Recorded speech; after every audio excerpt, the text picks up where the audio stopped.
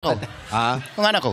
Lahat po sila, anak ko. lahat po ba sila, Bangkong, pakihawakan nga yung kamay ko. Parang susuntukin ako. Yeah, mabait na si lahat pa tatay. rin po ba sila nakatira po sa inyo? Or Yung ano lang, yung isa lang, yung bunso. Yung bunso na lang po ang nasa inyo. nag-aaral pa po? Hindi na. Ay, hindi Tapos na. Tapos Eh, na balita po namin yung isang anak niyo nasa abroad. Oo. Yung nursing. Wow. Oh! Parang papagalitan. Eh, parang proud lang si tatay. Siyempre. Kasi nga. Nandun. Oo, pero Proud nasa lang ang si abroad po. tatay. Nasa ang abroad po. Sa Abu Dhabi. Abu Dhabi. Hello. Maganda ka, Batiin Abu mo, Dhabi. baka manood yan sa TV ngayon. Oo, napapanood niya yun ako. Oo. Batiin niyo ba?